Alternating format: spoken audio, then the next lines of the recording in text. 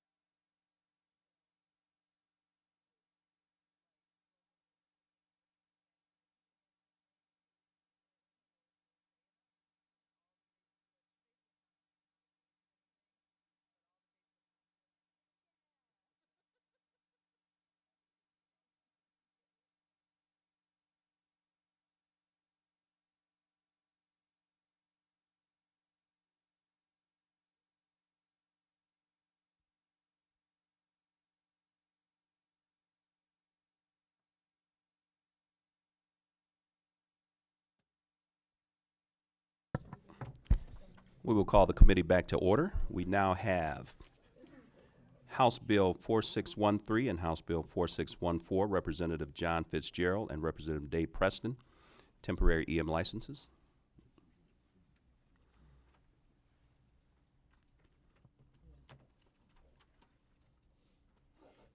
Whenever you guys are ready.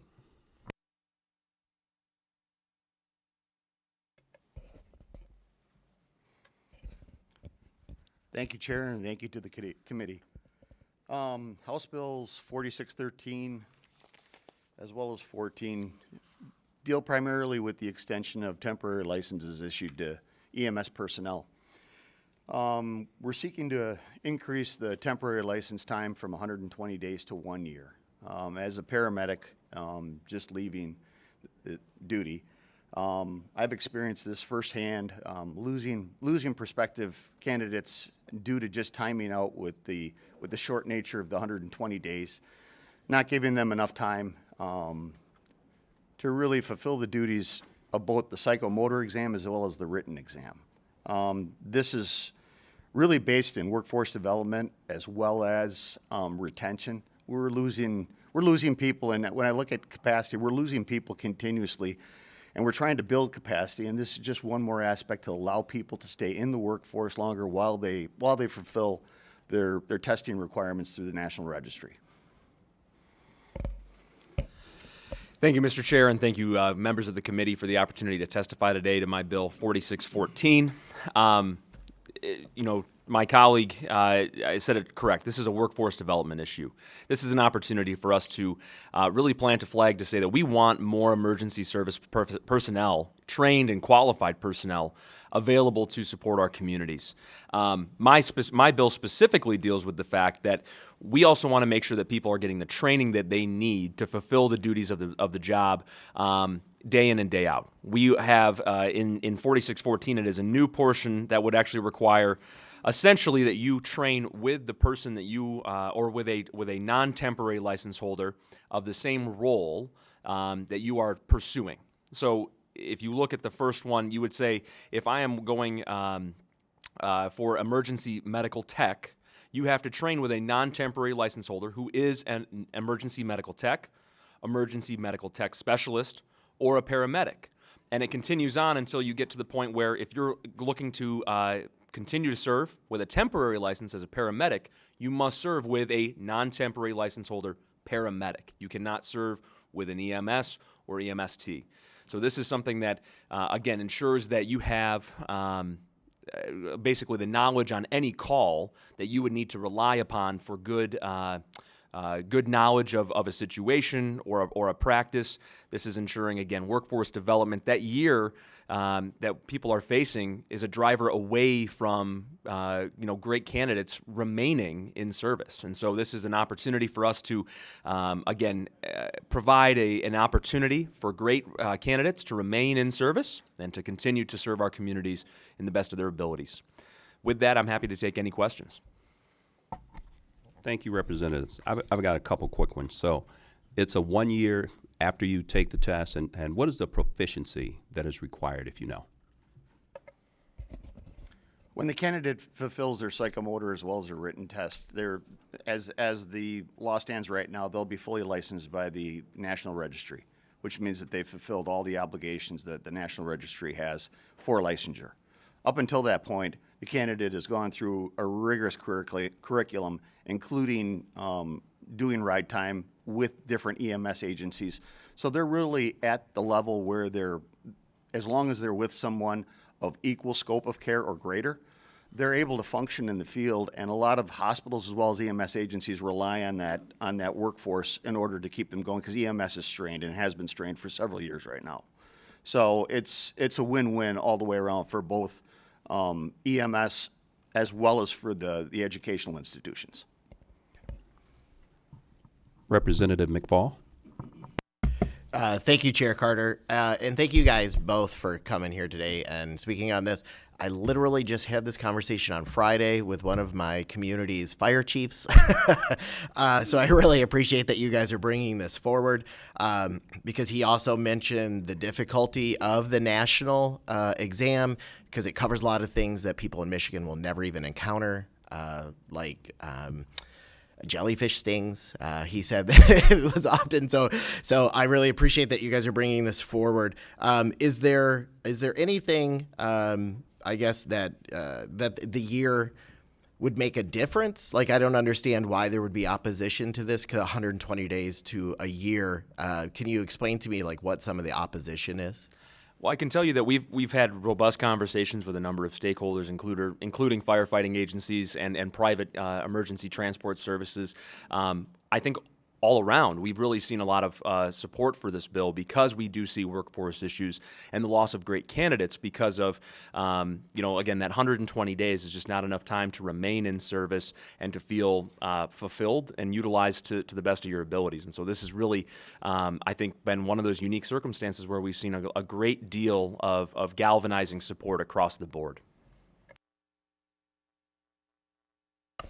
And I'll just add to that, a lot of these agencies that these candidates are working for are actively getting them involved in curriculum to help them expand their knowledge base, work in areas that they're not passing the bar on their test, and getting them to the point where they're able to pass these tests. So it's a win-win having them in the workforce as well as developing them and getting them prepared to pass the test ultimately. Representative Liberati. Thank you, Chair. How many times is the test available to take in a year? Is it just certain times, or? If my memory serves me right, I believe it's every 15 weeks that they're able to take the test. Some of the people that are here to testify may be able to clarify that, but I believe the written is every 15 weeks. I believe that you get 3 attempts. Okay, thank you.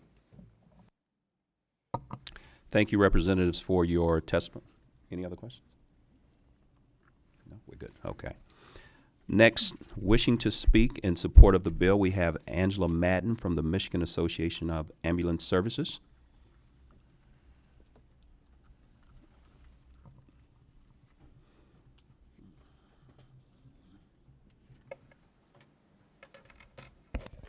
Good morning, Mr. Chair, members of the committee. My name is Angela Madden. I'm the Executive Director of the Michigan Association of Ambulance Services, or MAWS.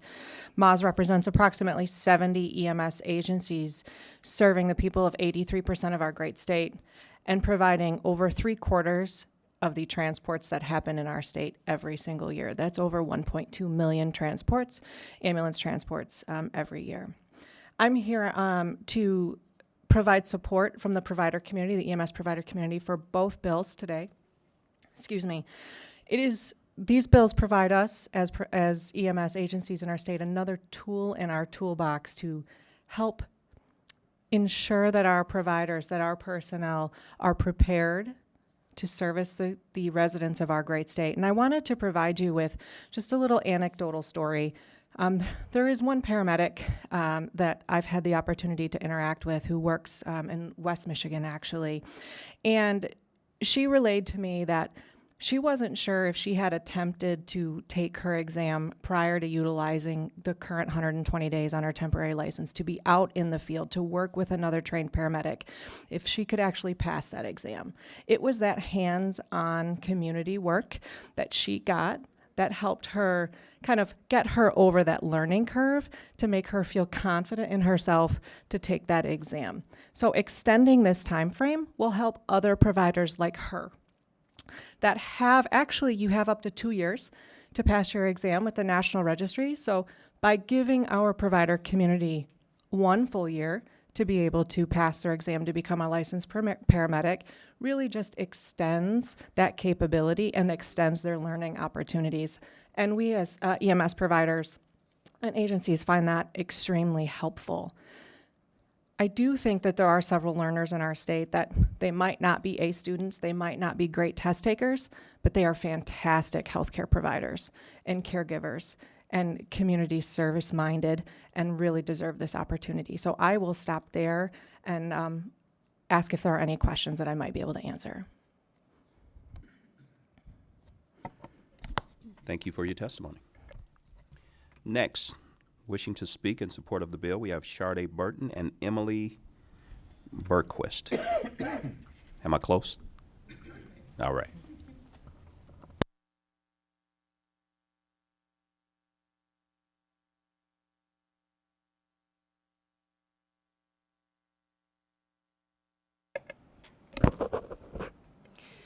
Good morning, Chair Carter and members of the committee. My name is Sharday Burton, and I am the Legislative Liaison for the Michigan Department of Health and Human Services. Today, you will hear testimony from one of our subject matter experts. And following that testimony, if there are any questions that we are unable to answer today, I would be happy to connect with you offline to assist where feasible. So thank you. Good morning, Chair Carter, Majority Vice Chair Liberati, Minority Vice Chair Mueller, and members of the Regulatory Reform Committee. My name is Emily Bergquist, and I am a licensed paramedic, an EMS instructor, and the Director for the Division of EMS and Systems of Care representing the Michigan Department of Health and Human Services. MDHHS supports House Bill 4613 and 4614, legislation that will allow EMS licensing candidates in Michigan who have completed the appropriate EMS education to obtain their temporary license and practice for up to 1 year under the mentorship of their licensed peers in the EMS field. The continued hands-on experience and mentorship these students will obtain as a temporary license holder will be invaluable to them as they prepare for their exams and work to obtain a full license. Looking across historical data, MDHHS has not seen a significant decrease in total licensees. However, the number of students enrolling in EMS programming has been decreasing since 2010, even with additional programs being added across the state, including 4 in the Upper Peninsula. EMS agency licensing data shows that less licensed EMTs are working for EMS agencies, and those that are working for EMS agencies are working for fewer EMS agencies, with nearly 500 less licensees showing an agency affiliation in 2022 over 2021. While there is no single solution to this problem, MDHHS is grateful for the dedication and leadership of Governor Whitmer and our partners in the legislature, who recently appropriated $30 million to a scholarship and grants program to increase the EMS workforce. The program began in February of 2023, and just 8 months later, more than 400 paramedic students are enrolled in programs that might not otherwise be. Even more paramedics and EMTs are beginning school this fall. EMS clinicians, like all healthcare professionals, must take a licensing exam. The exam costs money and it takes time. This process can be delayed for several reasons, including financing, scheduling delays, and even test anxiety. At any given point in time, there are several hundred EMTs and around 100 paramedics that have completed their training and are working their way through the process. In fact, in September of 2023, there were 84 paramedic candidates and 363 EMTs who would be eligible for this temporary license. The EMS section altered departmental policies in 2021 to support student success, resulting in a shortened timeline to licensing and an increase in first attempt pass rates of nearly 10%. Michigan students are not performing poorly on this exam, with the EMT first pass attempt rate being consistently at the national average and the paramedic rate being higher in 2022 than it has ever been. This effort is intended to capture those students who need a little extra time and extra support to become fully licensed, and another example of the proactive steps we are taking to improve the pathway to licensure. Imagine, if you would, you are an EMT specialist, or a paramedic student. You have been going to school, doing clinical time and assessments to patients as a member of a clinical team.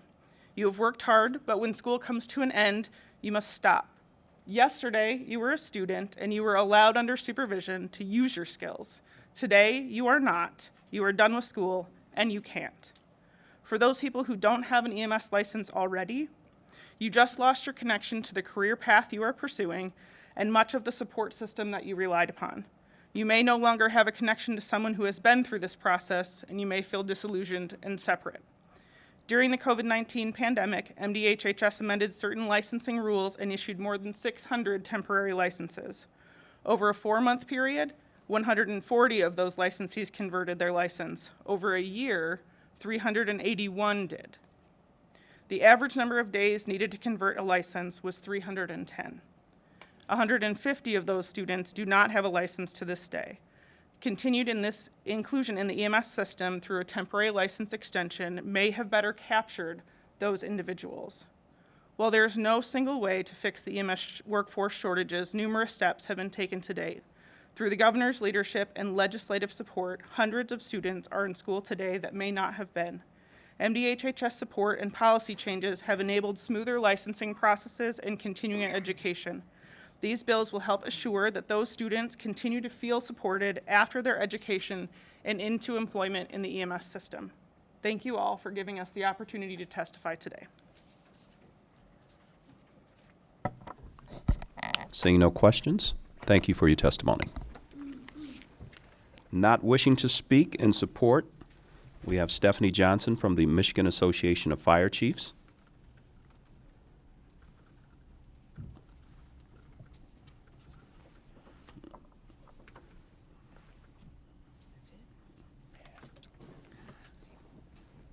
We're going to go at ease.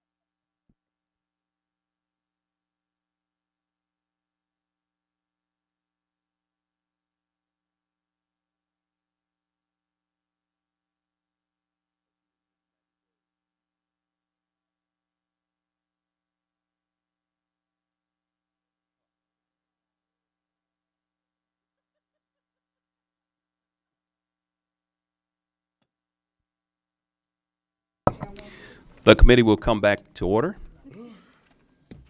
Right now, we have House Bills 4885 and 4923, Representatives McKinney, Representative Argona on medication aids.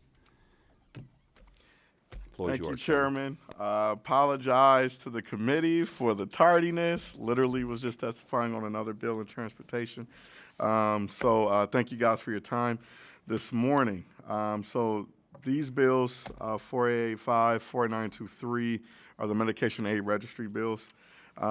What's going on in nursing homes? I have a background working with labor, SCIU in particular, working on behalf of our nursing home workers. And this legislation only impacts nursing home workers. Let me repeat that. This legislation only impacts nursing home workers in those facilities. That's why we have, as well as industry and labor, coming together on these bills. So essentially what's going on, we have about 10,000 baby boomers in our nation retiring each and every day, the largest generation to date that are retiring. What goes on in America, more so than any place else in the world, is that we send our elders, I call them my seasoned vets, we send them to nursing home facilities because of the time and resources it takes to take care of them.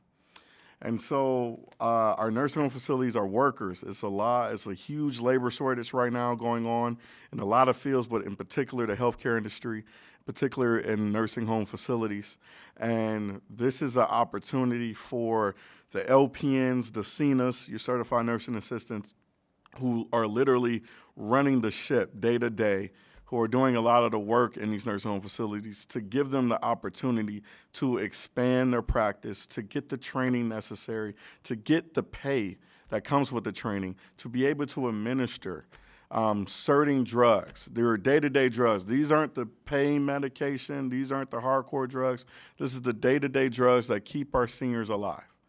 And this is giving them the opportunity to be able to distribute those drugs and have a nurse available there watching over them.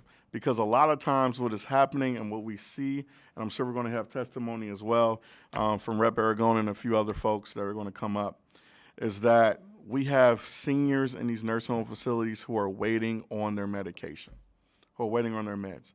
And sometimes they have to wait days. And I don't want to see that happen to one of my grandparents. I got a grandfather who's in a nursing home right now. And so I want to be able to equip the members, equip our workers to be able to do this for our seniors, to do this for their patients. And this is going to increase patient care in my view. And so I'm going to leave it there because I know we got a lot of testimony on it. I know you guys want to go. So I'm going to pass it off to my colleague, my partner in crime, Rep. Joe Aragona. Thanks, Rep. McKinney. Thank you, Chairman. Thank you for committee for considering these bills. Just to kind of reiterate, right now in nursing homes, you have nurses. They take care of a variety of functions, including dispensing drugs. Nursing aides tend not to do that. They tend to take care of some of the, I don't want to call it lower level, but basic necessities that some of these patients need. With these bills, we're going to allow these CNAs to become medication aides. We're not just going to throw it at them and say, okay, well, you've had the experience, you can do it. There's actually a training program. They're going to get certified so they will know exactly what needs to be done. It won't be on first dispense. The nurses are going to take care of that. They're going to do the follow-ups. Why would we want to do that? Well, there's often drugs that it's not a good idea to have this hour or multi-hour time gap between you take it now, or it's supposed to be 6 hours later, but it ends up being 8 hours, or it's 4 hours, and because I can't get back here because the nurse has a variety of functions and many things come up when you're in a nursing home facility. So this is going to allow for more professionals that know how to dispense these drugs to dispense them, and it's going to kind of solidify the timeline for these patients. And it's going to help care for a lot of these patients.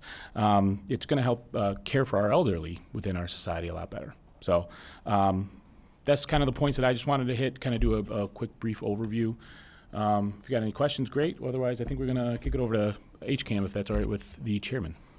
So do we have any questions from committee members? Wow, we did that great of a job? That's No, it just took too long. Oh. I'm not taking the blame on that one. Chairman, how long we had you waiting, man? I apologize. So long that Too long. people wishing to speak. Oh, will be Lord. timed Okay. really quick. We're out. Wishing to speak in support of the bill, we have Jennifer Root from SEIU, Michigan.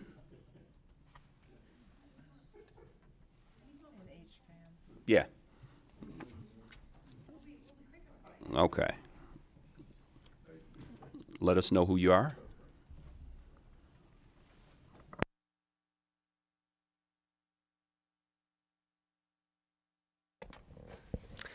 Chair Carter and committee members, thank you so much for the opportunity to testify on the bills today. I am Richie Farran. I am the VP of Government Services with the Healthcare Association of Michigan.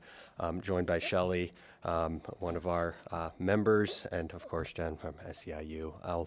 If it's okay, I'll just kind of kick things off and then pass it over to everyone else. So thank you again for consideration of the bills. HCAM represents about 360 of the state's 430 or so nursing facilities.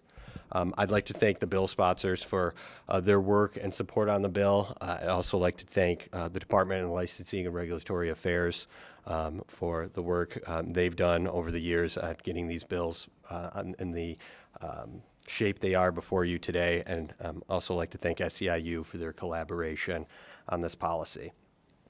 We're before you today to ask for your support of these bills because of the workforce crisis that nursing facilities are currently facing. According to the U.S. Bureau of Labor Statistics, long-term care industry has lost nearly 200,000 positions since 2020 nationwide. That's about 14% of the nationwide workforce. In Michigan, we surveyed our members. It's closer to 17%. We estimate about more than 9,000 job openings across the state. Providers are doing everything they can to attract and retain a strong workforce. Wages have increased by 20% or more since 2020. There's retention bonuses, recruitment bonuses, assistance with transportation and childcare, employee meals.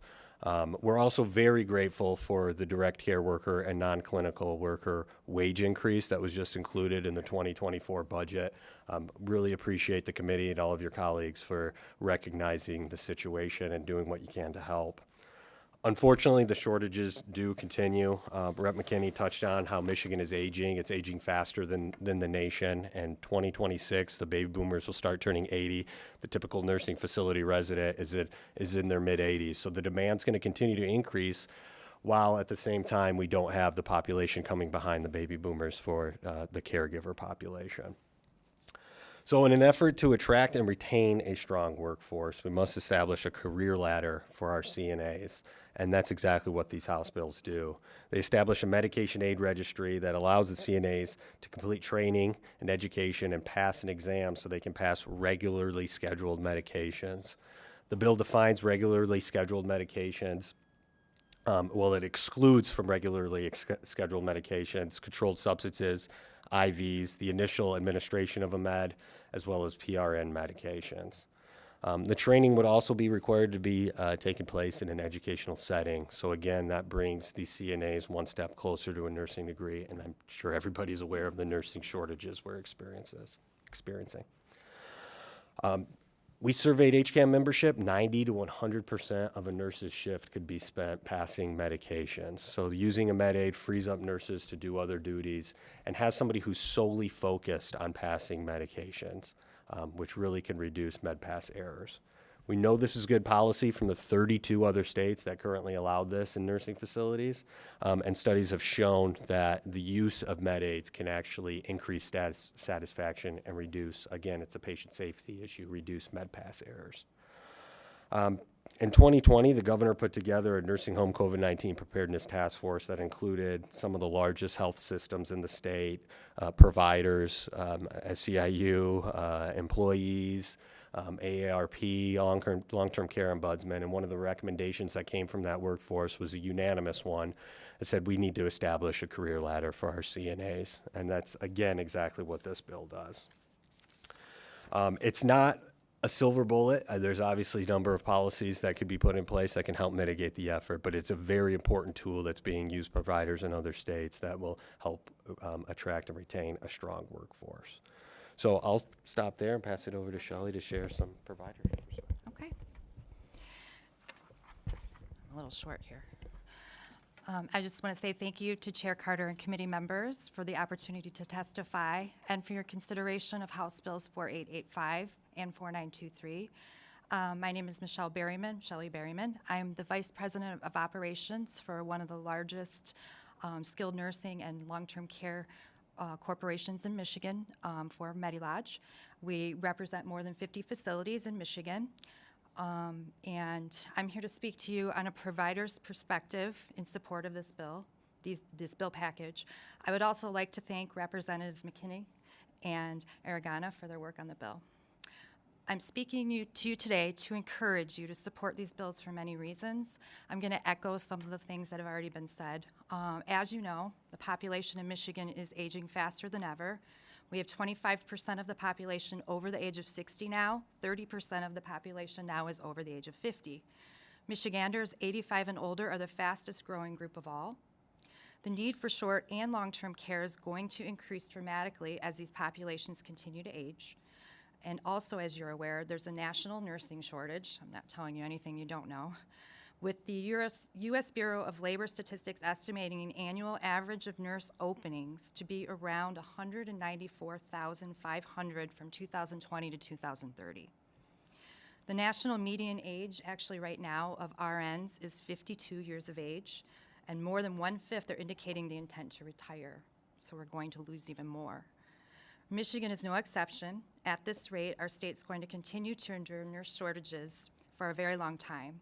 In a report from the American Healthcare Association, it's estimated that 54% of nursing facilities have to limit new admissions due to staffing shortages. We are no exception. I have been working in this field for more than 25 years, and I've never seen staffing shortages like this. I'm in my facilities daily. I witness our staff that have committed their lives to caring for our elderly and fragile population struggle with wanting to stay in this industry.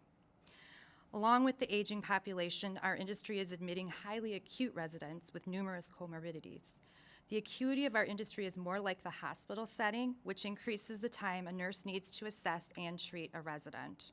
This is going to continue, especially with the nurse shortages in the hospitals as well. Residents are going to be discharged to us more quickly and sicker.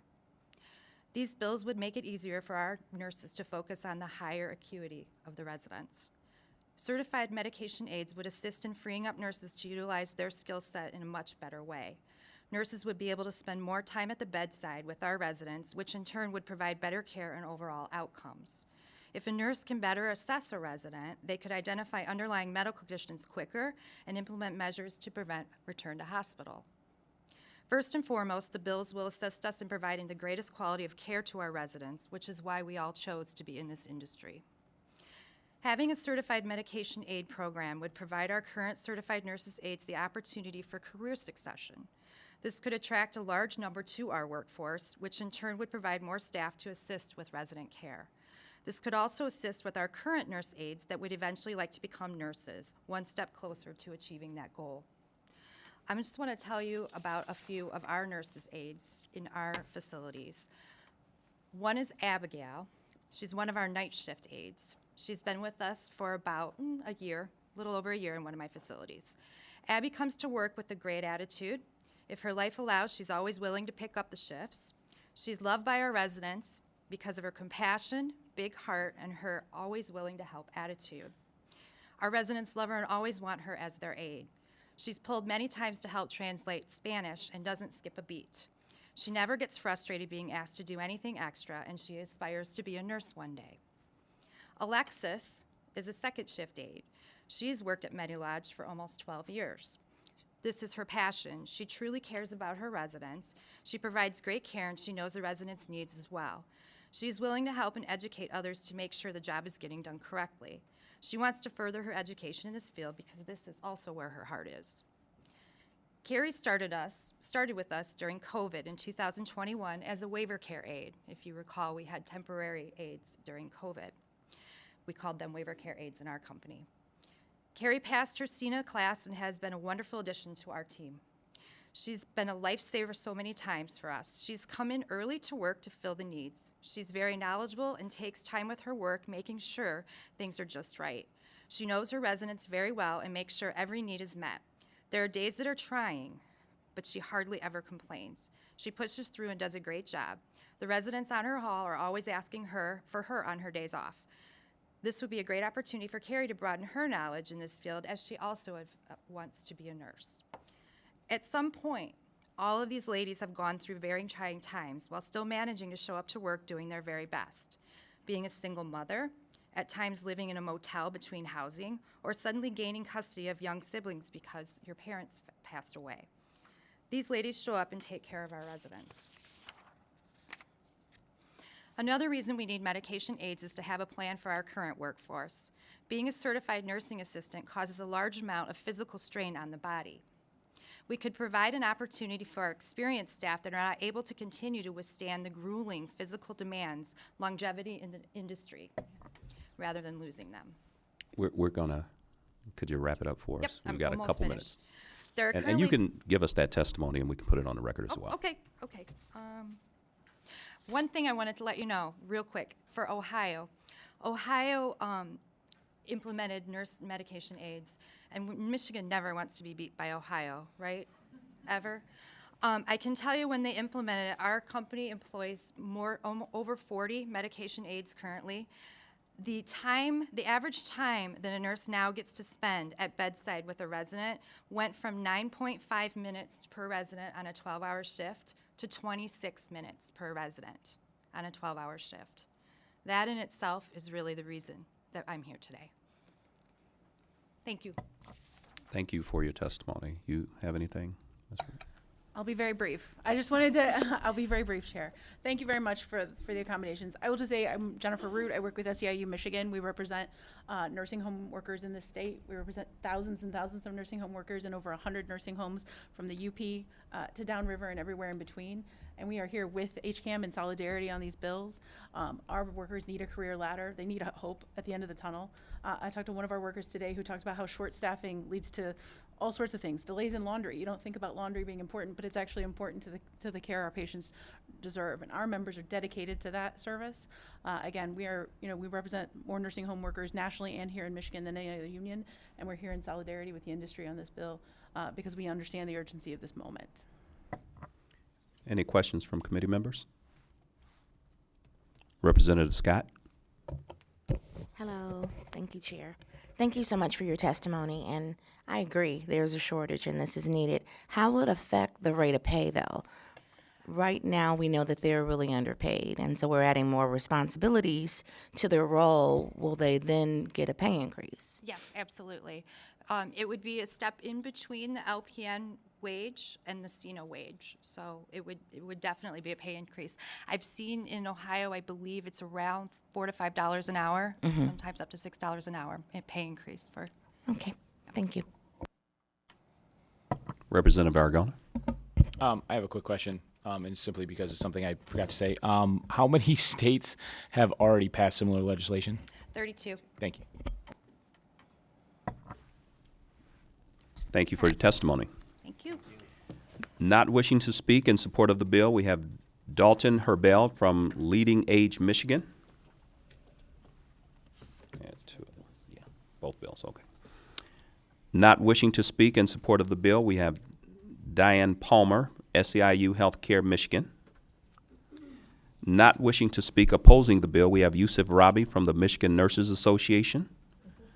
Not wishing to speak in opposition of opposing the bill is Stephen Zipa, AFSCME Council 25.